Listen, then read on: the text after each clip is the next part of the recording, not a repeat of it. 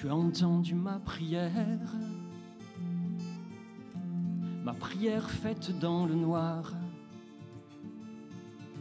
Je ne m'amusais plus au fier. Quand j'ai dit tu es mon espoir, quand j'ai appelé ta lumière au secours de mon destin noir, je t'ai donné tous mes hivers. Tu as transformé mon histoire. Tu es Jésus, Jésus.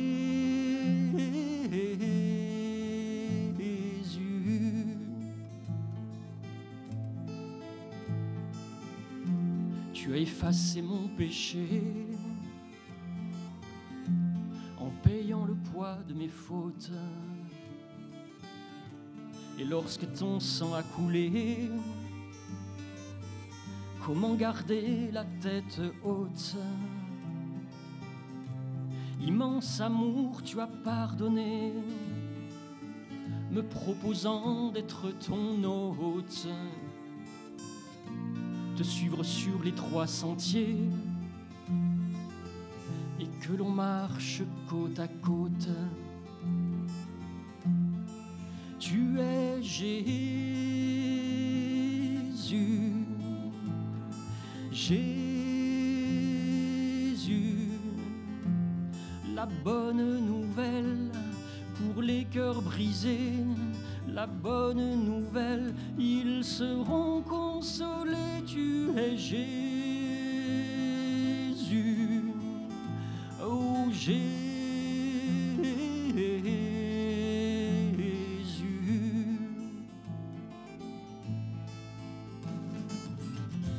Tu as guéri mon cœur brisé, tu as soigné mes meurtrissures, tu as pansé toutes mes plaies, calmé mes peurs, détruit ces murs. Maintenant partout je dirai, je chanterai cette aventure. Le monde saura qui tu es, toi le rocher de mon futur. Tu es Jésus, Jésus, la bonne nouvelle pour les cœurs brisés. La bonne nouvelle, ils seront consolés. Tu es Jésus, oh Jésus, la bonne nouvelle pour les prisonniers. La bonne nouvelle, car leurs chaînes vont tomber. Tu es Jésus,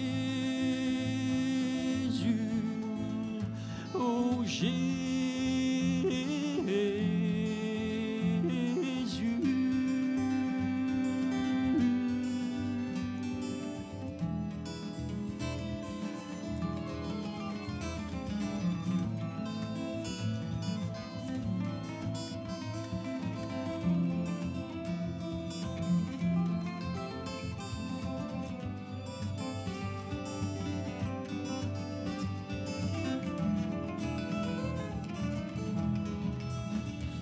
Tu es Jésus,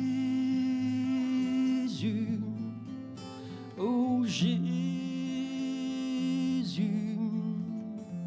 la bonne nouvelle pour les cœurs brisés. C'est Jésus.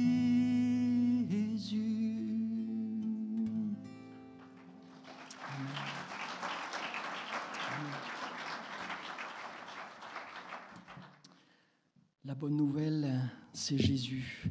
J'aime particulièrement la dernière image en fait de ce dernier clip où il y a un festin, n'est-ce pas? Vous voyez, il y a un festin. Tout le monde est invité à un festin ce matin. Tout le monde est invité à un festin ce matin.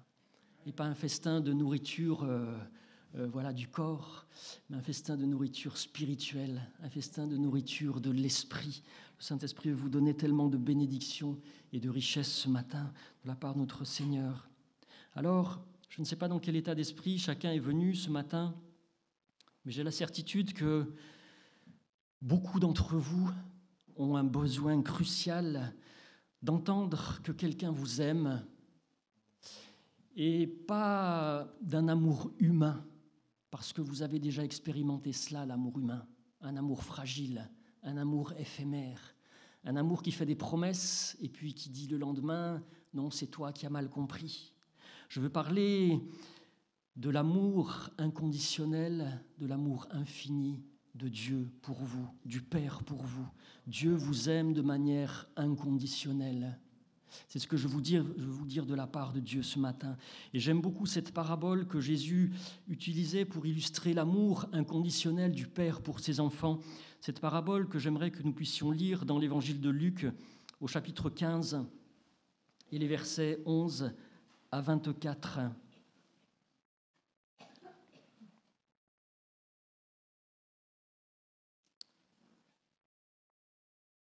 Jésus dit encore: un homme avait 2 fils.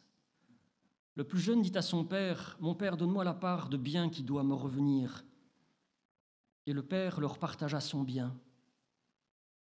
Peu de jours après, le plus jeune fils, ayant tout ramassé, partit dans un pays éloigné où il dissipa son bien en vivant dans la débauche. Lorsqu'il eut tout dépensé, une grande famine survint dans ce pays, et il commença à se trouver dans le besoin.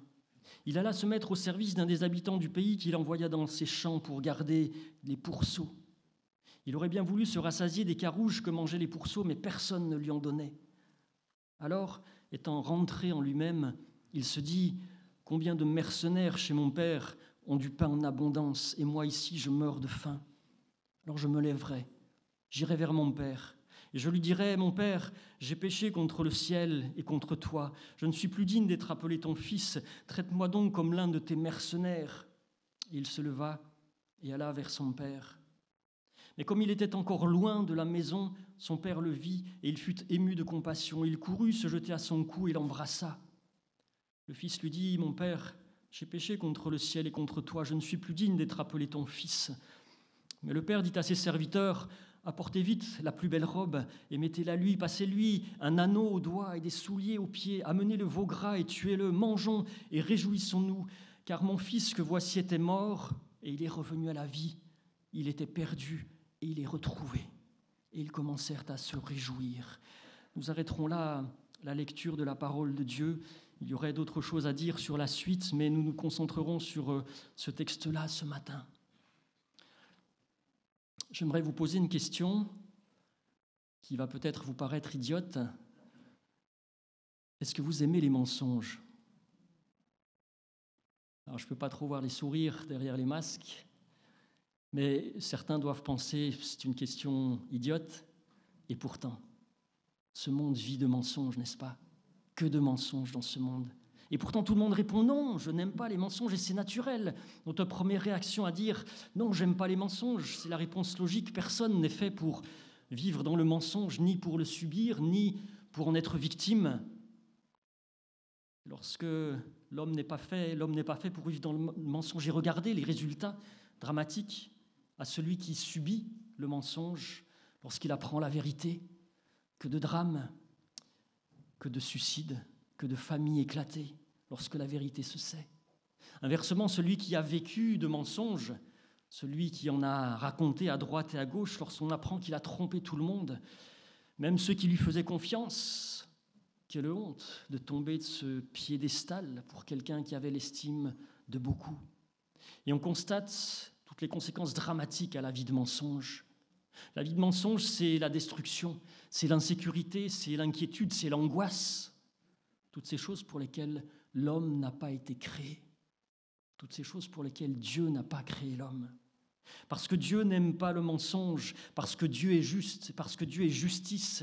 Et la Bible le rappelle, oserais-je dire, presque à toutes les pages de la Bible. C'est une idée qui est présente en permanence.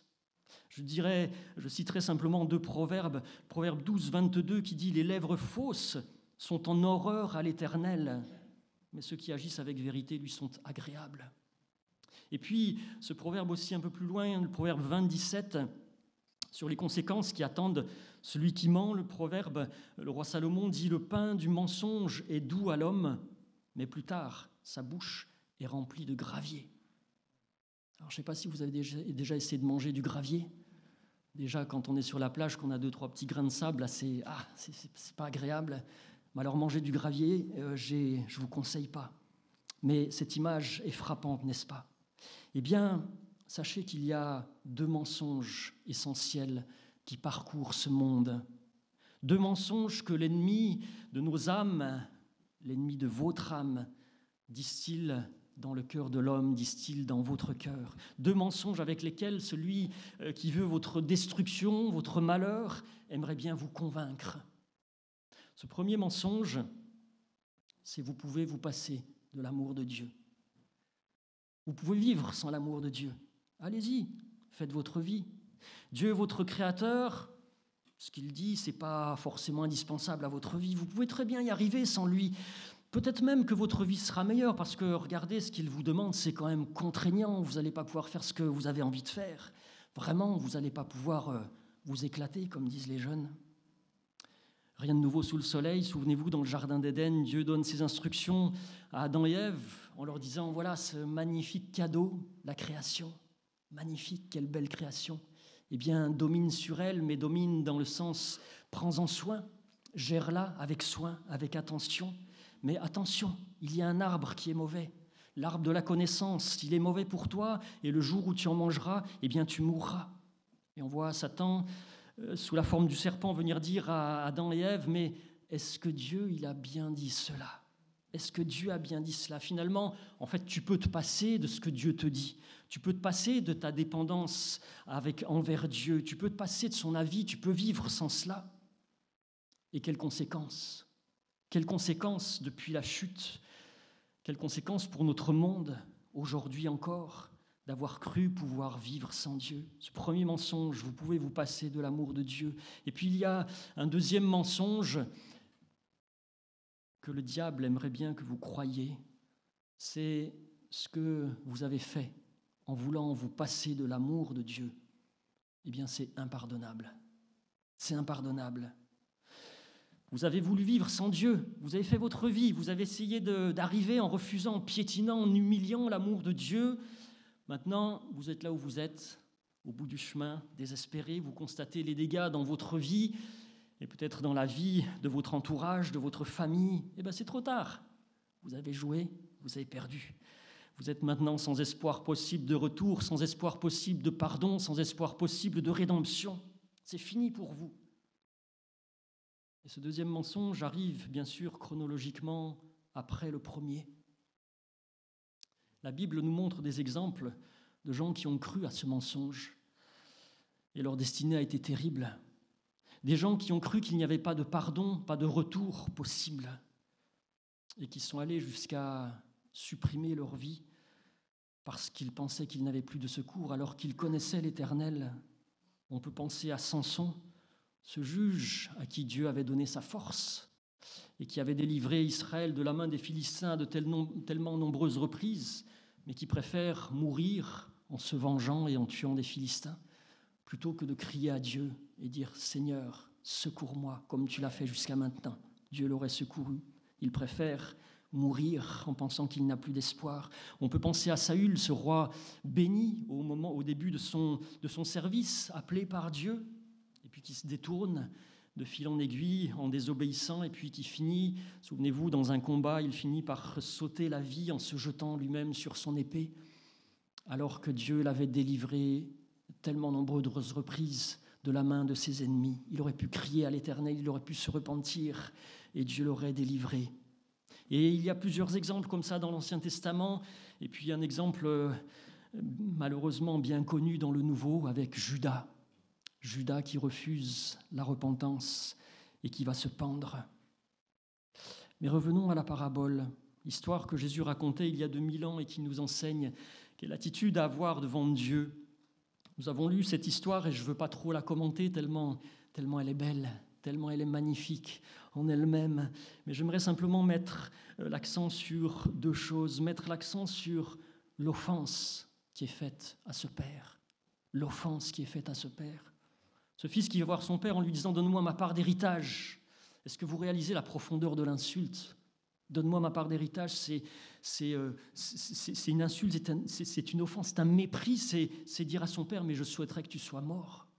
Je souhaiterais que tu sois mort pour pouvoir profiter en fait de tous tes biens. » Et puis, la parole de Dieu, chaque mot dans la parole de Dieu a son importance.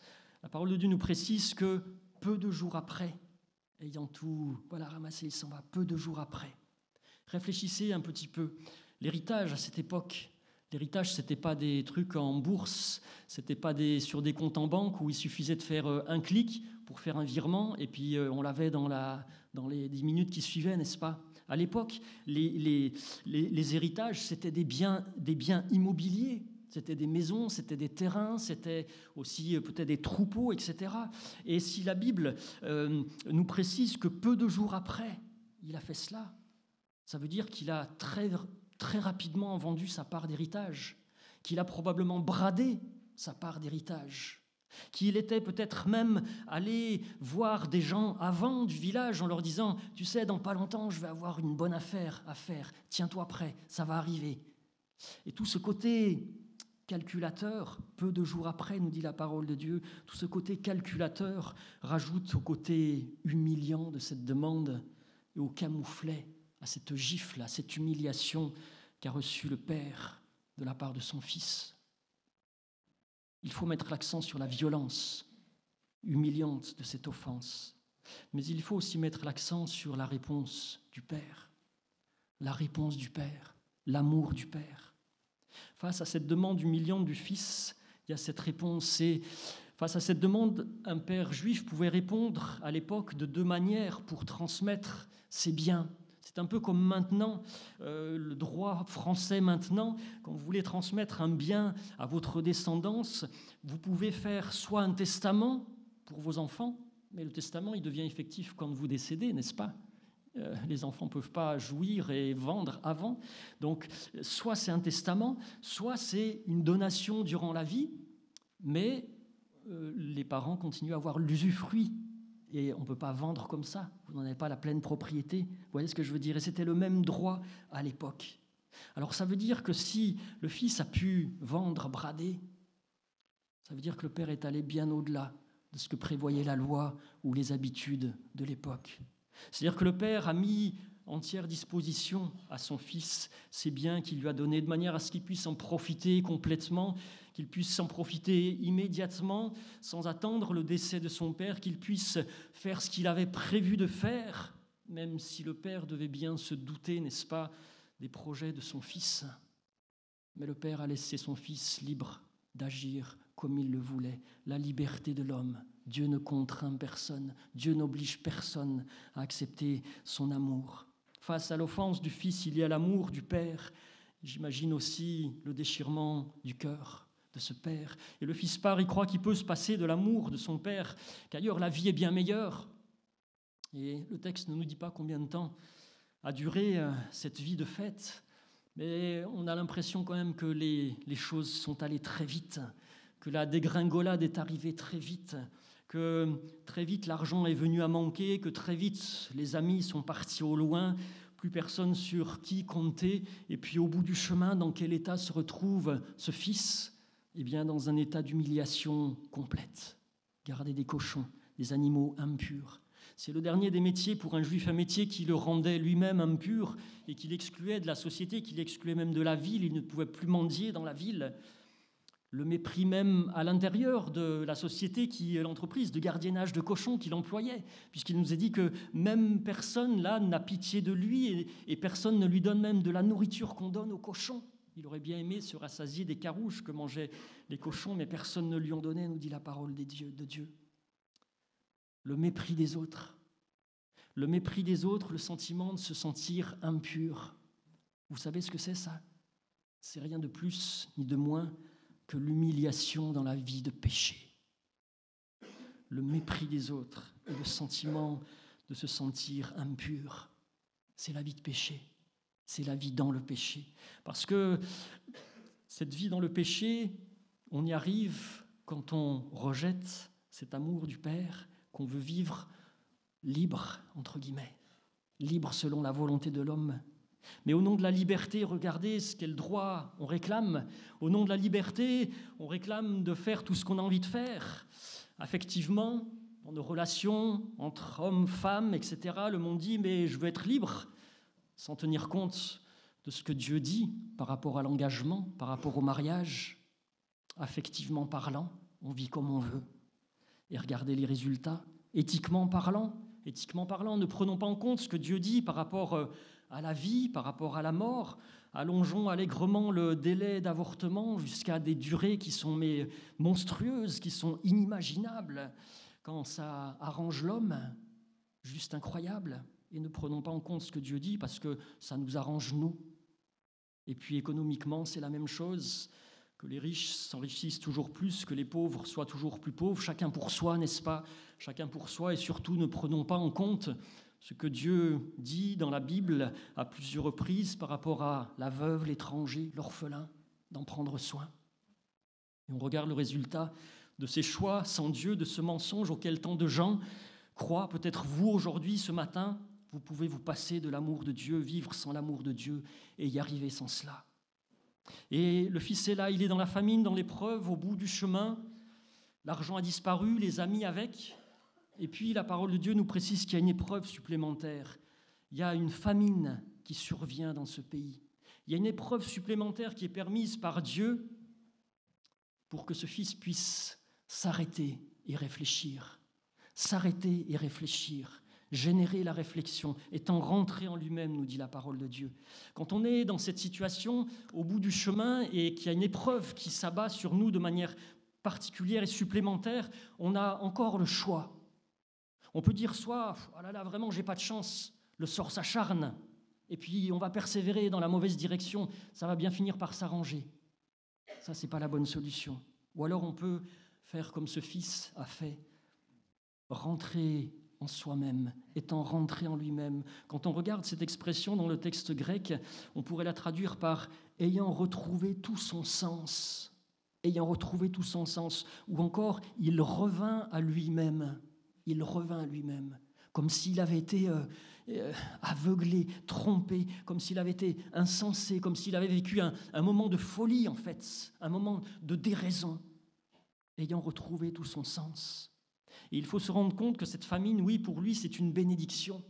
C'est l'avertissement de Dieu qu'il faut s'arrêter pour réfléchir, parce que si on continue dans la mauvaise direction, les conséquences peuvent être dramatiques. Et le fils s'arrête. Il se souvient de l'amour de son père. Il se souvient que dans la maison de son père, même les ouvriers, les mercenaires, ce n'est pas des gens qui font du sentiment, ils sont là soit pour la paye, soit parce que c'est des esclaves qui n'ont pas d'autre choix que de vendre en fait leur vie. Les mercenaires, combien ils sont bien traités dans la maison du Père. Les mercenaires, ils ont du pain en abondance. Ils ont du pain en abondance, les mercenaires, dans la maison du Père, tellement il y a l'amour qui règne dans la maison de ce Père. Et lui, il est là en train de mourir de faim. Il est là où son souhait de liberté l'a amené, là où sa vie coupée de l'amour de son Père l'a amené. Et à ce moment, il rentre en lui-même, il retrouve son sens, il se rend compte de sa situation, du mal qu'il a fait. Et j'imagine qu'à ce moment, il a dû avoir un combat dans son cœur qui devait ressembler au deuxième mensonge dont je vous ai parlé. C'est ce que tu as fait en voulant vivre, en rejetant, en voulant te passer de l'amour de ton Père. Ce que tu as fait, c'est impardonnable. Ça ne sert à rien d'y retourner. Il n'y a plus d'espoir pour toi. Des accusations, des doutes, des peurs. Mais ce qui persuade le Fils de revenir, c'est que dans la maison du Père, même pour des gens qui auraient, entre guillemets, pas de valeur, ils sont tellement bien traités. Les mercenaires, ils ont du pain en abondance. Ils ont du pain en abondance. Alors, constatant sa situation, ici, je meurs de faim, le Fils prend ce chemin de repentance. Parce qu'il ne suffit pas de se rendre compte qu'on s'est trompé, il faut prendre le chemin de repentance. Jésus, lorsqu'il a commencé son ministère, les premières paroles qui sont prononcées dans Marc 1,15, il nous est dit que Jésus commence en disant « Repentez-vous ». Repentez-vous et croyez à la bonne nouvelle. La repentance, c'est la foi. Repentez-vous et croyez à la bonne nouvelle. Alors ce fils prend ce chemin de repentance et nous l'avons lu, ce qu'il dit, ce qu'il prépare, ce discours qu'il prépare pour dire à son père. Il dit « J'ai péché contre le ciel ». Il reconnaît avoir péché contre Dieu. Il dit « J'ai péché contre toi, contre son père ». Il reconnaît avoir péché contre son père, contre son prochain. Et si vous avez péché contre votre prochain, il faut prendre le chemin de repentance, il faut aller demander pardon. Et ensuite, il dit « Je suis indigne d'être appelé ton fils ». Il réalise où l'a emmené en fait son choix de liberté, le sort final qu'il attend, si en fait il subit la conséquence de ses actes. La conséquence de ses actes, c'est qu'il n'est plus digne d'être le fils de son père. Il n'est plus le bienvenu, c'est fini. Mais il réalise son indignité tout en espérant. Il fait ce geste de foi, de revenir dans un esprit de repentance. Parce que oui, sa faute, c'est impardonnable, mais il espère la compassion de son Père pour lui. Et il découvre cet amour du Père qui est encore plus grand que la faute et plus grand que l'humiliation. C'est un amour infini, un amour inconditionnel. Et on voit cet amour inconditionnel par la suite de cette parabole et par toutes les précisions qui nous sont données dans cette parabole, tous les petits bouts de phrases qui sont d'une richesse extraordinaire. La Bible nous dit « Alors qu'il était encore loin de la maison, son père le vit ». Alors qu'il était encore loin de la maison. Le fait que son père ait vu son fils alors qu'il était encore loin, ça prouve que son cœur de père ne s'habituait pas à l'absence de son fils. Ça prouve que son père, il devait regarder à l'horizon pour voir si son fils un jour allait revenir, qu'il allait probablement sur le chemin où il avait vu la silhouette de son fils s'effacer, qu'il allait en espérant que son fils un jour revienne alors qu'il était encore loin de la maison, nous dit la parole de Dieu. Le fait que le père court aussi, il courut à sa rencontre, se jeta dans ses bras. Le fait que le père âgé court à la rencontre de son fils. Dans la société juive d'alors, la dignité d'un homme de l'âge du père, ça lui interdisait de courir. Parce que, imaginez la scène, pour courir, il fallait relever sa robe et courir comme cela. Et je pense qu'il y a eu beaucoup de villageois qui se sont moqués de cet homme. Et vous savez, l'amour du Père est bien au-delà de ce que peuvent penser les autres de sa dignité, parce que pour le Père, sa dignité suprême, c'est sauver son enfant. Et puis le fait que le Père embrasse son fils, imaginez ce fils qui a eu des journées de chemin, qui a vécu avec des pourceaux, imaginez l'état de saleté repoussante, imaginez la crasse, imaginez cet homme propre et respectable prendre dans ses bras son fils. Et le fait que le Père aussi repositionne son Fils en tant que fils et non en tant qu'esclave. Au verset 22, il nous est dit que le Père dit « Amenez la plus belle robe, l'anneau au doigt, les souliers aux pieds, tu es le veau gras. » La plus belle robe, certains pensent que c'est même cet habit qui appartenait au Père et qui a été pris pour son enfant. L'anneau au doigt, c'est le signe de l'autorité avec lequel on donne des ordres, n'est-ce pas ? Les rois de France aussi avaient cet anneau ils signaient leurs décrets et leurs décisions avec cet anneau. C'est un signe d'autorité. Les chaussures aussi distinguaient les hommes libres des esclaves. Les esclaves marchaient nu-pieds, mais les hommes libres avaient des chaussures. Et puis tuer le veau gras. Le veau gras, c'était réservé aux grandes occasions, au mariage, aux naissances. Et tous ces dons sont le témoignage d'autorité et d'honneur, le signe de cette réintégration parfaite, de ce pardon parfait, de cette réintégration parfaite de ce fils dans sa position de fils. Les amis, l'amour du Père représente bien sûr l'amour inconditionnel de Dieu. Dieu qui regarde sans cesse pour voir si votre cœur revient à lui. Dieu qui ne s'habitue pas à votre vie de destruction, qu'il connaît même si vous êtes loin de lui. Il vous voit, il sait dans quel état vous êtes, il sait dans quel état d'insatisfaction, il sait dans quel état de destruction vous êtes. Et il est toujours là à vouloir que votre vie détruite soit reconstruite, reprenne une belle couleur, soit colorée par son amour. Dieu qui s'abaisse à votre hauteur, à la hauteur de l'homme couvert de péché, pour le relever, pour le transformer. Dieu qui n'attend pas de grands et de beaux discours. Vous savez, pour le brigand sur la croix, il n'a pas fait un discours en 40 pages, n'est-ce pas? Il a simplement dit à Jésus, « Jésus, souviens-toi de moi quand tu viendras dans ton règne. » C'était sa parole de repentance. C'était quelqu'un qui ne savait pas prier. Mais Jésus a discerné dans son cœur le faible soupir et les faibles mots qu'il a dit. Et ce matin, Dieu discerne le faible soupir de votre cœur vers Dieu. C'est peut-être simplement d'avoir eu le désir de venir ce matin, la volonté de venir ce matin dans la maison de Dieu pour entendre sa voix et pour entendre ce que Dieu veut vous dire. Et ce matin, eh bien, sachez que Dieu court à votre rencontre pour vous prendre dans ses bras, pour vous redonner votre dignité de fils et de fille de Dieu, de fille d'un roi merveilleux, d'un roi riche en bonté.